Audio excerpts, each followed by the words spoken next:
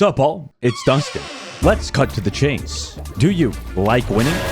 Do you enjoy watching your allies struggle as you accumulate massive amounts of wealth? Do you believe in farming sentient creatures until a physical manifestation of their soul excretes from their rotting corpse? Sorry, that was a bit too far. Today, I'm going to demonstrate the foolproof Deadlock strategy of becoming fed. Primarily because I have a crippling addiction to big numbers going burr. That's at least what I tell myself whilst I farm in the jungle, ignoring my teammates' screams. All across the map, it may appear that we are losing these games. But I assure you, dear viewer, we are not fucking losing through the sheer power of selfishness, arrogance, and worrisome tunnel vision. Somehow we've won games as literal geometry. Spanning across 4 different color-coded lanes, we will apply unnerving amounts of pressure, slay an ungodly amount of Dota players, and most importantly, click fucking heads.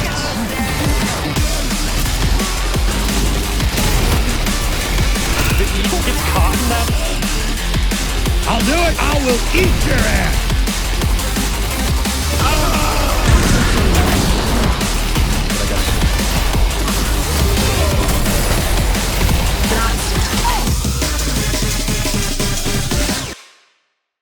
Welcome to Deadlock if you have access. The first thing you'll notice is the diverse array of heroes we can choose from. This guy was shot.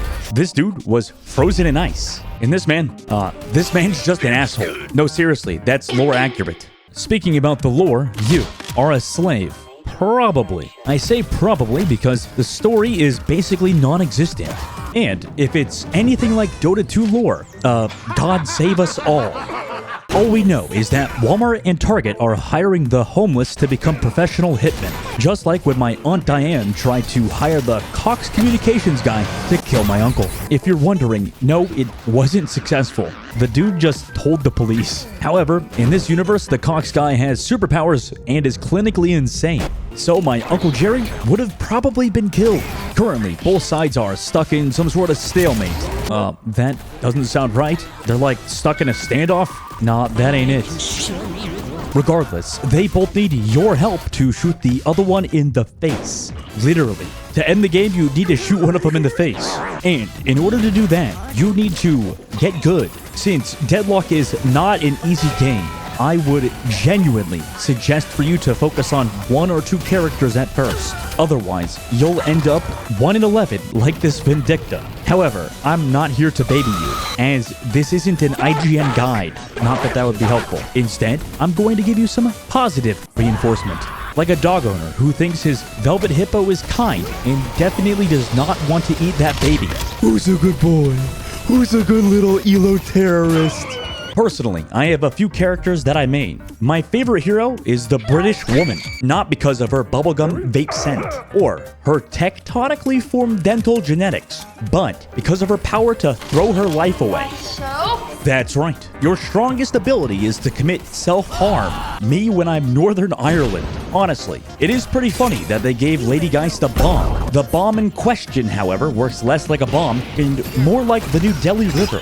At max upgrade, it leaves behind toxic foam, and this shit does good damage. Fuck this game. If you told me Deadlock had a character whose abilities worked like a 14th century Mongolian catapult, I'd ask, where do I sign up? Now, let me tell you about a game I played recently, but not one involving the Lady Gyat.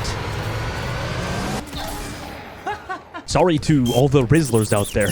You're just, so skibbity. Paradox. This hero is pretty cool, primarily because of this, which does a lot of stuff. But we'll talk about my hero later. For now, I should be worried about that. That's Bebop. Bebop is a fucking pain in my dick. He's basically the hooker. This is where most content creators reference literally any other hooking character. But I think I'll just note Cardi B for her excellent PR. As it turns out, one of the most annoying lane duos is a Geist Bebop combination. This shit is more toxic than the US presidential election. Lady Geist yeets thumbtacks at you, whilst Bebop is basically Omnic bin Laden. Bro is hiding in the veil better than Hamas leadership. Unfortunately, during an intense battle with the minion wave, my teammate decided to feed. On top of that, the Bebop smelt blood in the water. Luckily, we can outplay, outmaneuver, and straight up embarrass our opponents. First, accidentally but elegantly sidestep the Bebop hook. Then, dash behind the tower and paradoxical swap the robot. At this point, I should be happy with the trade. However, Time Wall enables me to stop Geist bullets mid-air, forcing her to dash forward. And at this point, her head was the size of a fucking watermelon. Least cinematic paradox moment. Another thing I forgot to mention is it's a red flag if you see this old man. He's Honeywell's most overqualified engineer. And bro's mad he got fired for being too old. In retaliation, he decided to take up falconeering, and then decided to strap 10 sticks of C4 to his pet bird. Regrettably, that now means anytime I hear those screeches, I enter a fetal position and pray that shit didn't see me.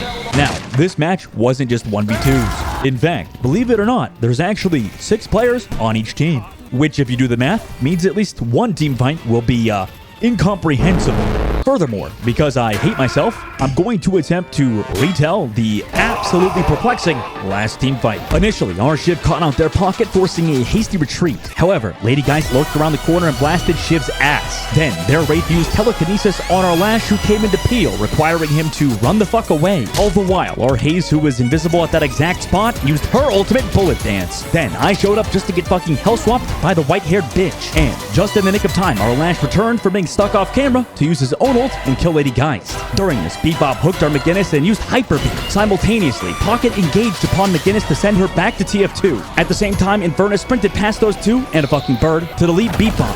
Overwatch was provided by Vindicta over the top, in which a clown chase ensued. Now in a 2v2, Wraith went aggressive but got punished by our Haze, who just came back after deciding not to buy items, leaving only Pocket, who could only sit there and scream.